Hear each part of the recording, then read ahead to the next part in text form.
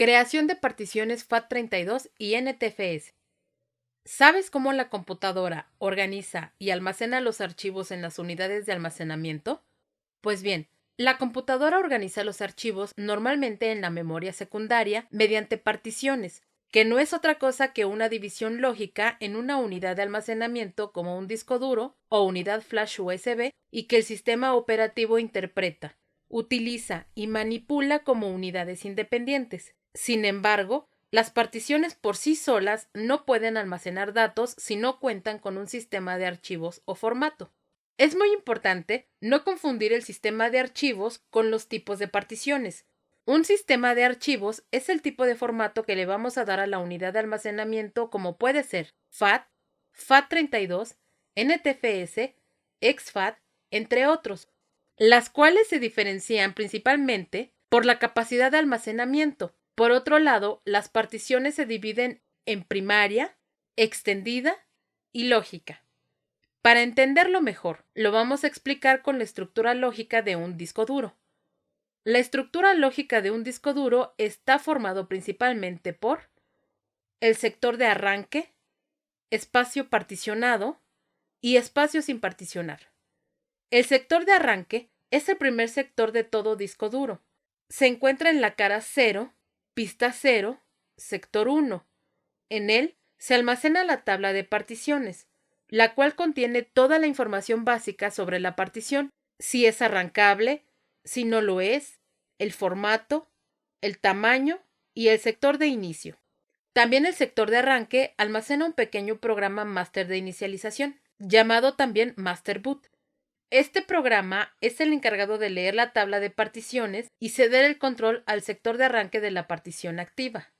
El espacio particionado es el espacio del disco que ha sido asignado a alguna partición. El espacio no particionado es espacio no accesible del disco, ya que todavía no ha sido asignado a ninguna partición. Dentro del espacio particionado pueden existir los tres tipos de particiones ya mencionados. Partición primaria. Son las divisiones primarias del disco y solo puede haber 4 de estas, de las cuales una es activa, o 3 primarias y una extendida. El sistema operativo de la partición activa será el que se cargue al arrancar desde el disco duro. Si no existiese partición activa, mostraría un mensaje de error. Partición extendida, conocida como partición secundaria. Solo puede existir una partición de este tipo por disco y sirve para contener particiones lógicas. Es el único tipo de partición que no soporta un sistema de archivos directamente. Partición lógica. Ocupa una porción de la partición extendida o la totalidad de la misma, la cual se ha formateado con un tipo específico de sistema de archivos FAT, FAT32, NTFS, exFAT, etc. y se le ha asignado una unidad. Así, el sistema operativo reconoce las particiones lógicas o su sistema de archivos. Puede haber un máximo de 23 particiones lógicas en una partición extendida. Para que un disco duro sea utilizable, debe tener al menos una partición primaria. Por ello, un disco físico completamente formateado consiste en realidad de una partición primaria que ocupa todo el espacio del disco y posee un sistema de archivos.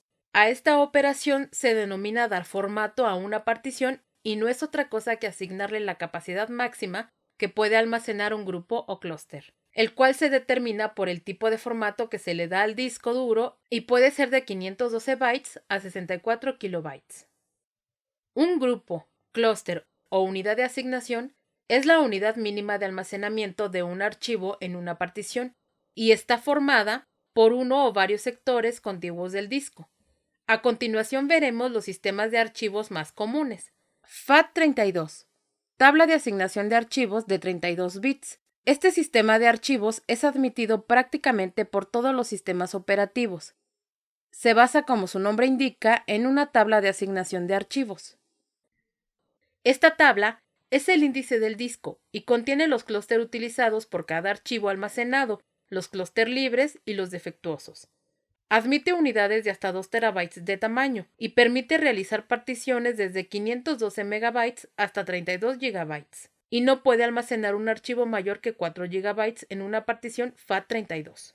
Aprovecha el espacio de forma más eficiente ya que utiliza clústeres menores, es decir, clústeres de 4 kilobytes a 8 kilobytes, lo que significa entre un 10 y un 15% de mejora en el uso del espacio con respecto a unidades grandes con sistemas de archivos FAT.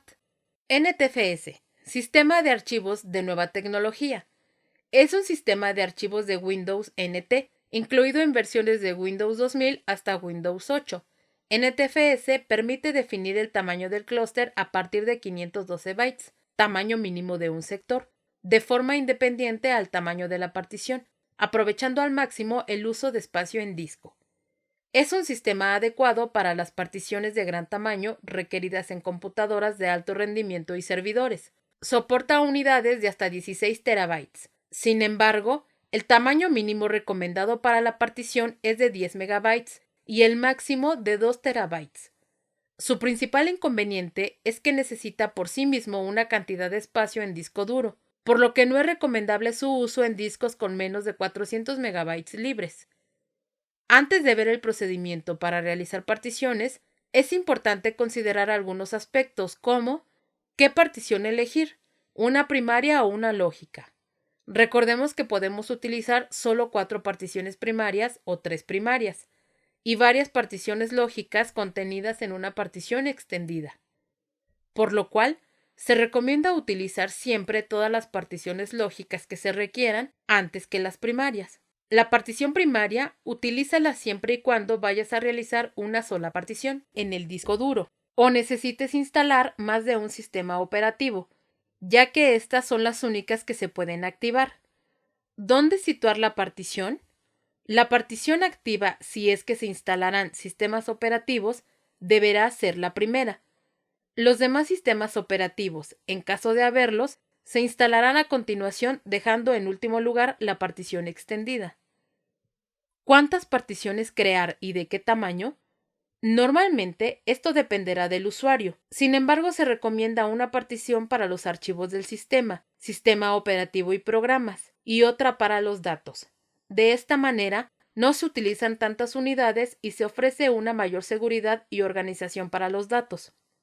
En cuanto al tamaño de la partición, dependerá del sistema de archivos a utilizar y de la capacidad del disco duro. Recuerda utilizar el menor tamaño del grupo, clúster, para tener un máximo aprovechamiento de la capacidad del disco duro. Existen 2 formas para realizar una partición. A través de la herramienta Administración de equipos del sistema operativo o por medio de programas comerciales. A continuación veremos cómo crear una partición en Windows 7. Para ello, seguimos la siguiente ruta: Inicio, Panel de control, Sistemas y seguridad, Herramientas administrativas, Administración de equipos. En Windows XP es Inicio, Panel de control, Herramientas administrativas, Administración de equipos. Nos presentará la siguiente pantalla. Seleccionamos Administración de disco y mostrará las unidades de almacenamiento conectadas a la computadora con sus respectivas particiones. En azul fuerte muestra las particiones primarias. En un recuadro verde las particiones extendidas y dentro las particiones lógicas en color azul. En verde claro nos presenta el espacio disponible y en negro el espacio no asignado a ninguna partición. Seleccionamos el espacio no asignado y con botón derecho ejecutamos el asistente para un nuevo volumen.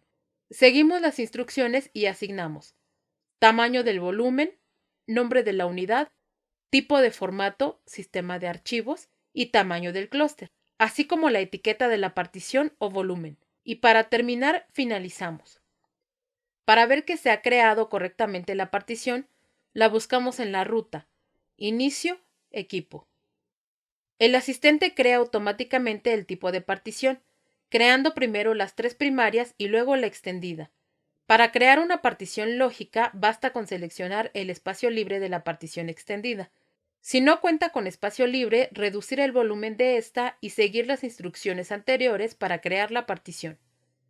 Si vas a instalar más de un sistema operativo, debes instalar cada uno de ellos en una partición primaria. Para arrancar cada uno de ellos, necesitas activar la partición que queremos arrancar en la próxima sesión en la computadora. La otra posibilidad es instalar un gestor de arranque que aparezca antes de cargar algún sistema operativo. Recuerda que en esta clase vimos los sistemas de archivos, tipos de particiones, las consideraciones antes de crear una partición y el procedimiento para crear una partición primaria y una partición lógica.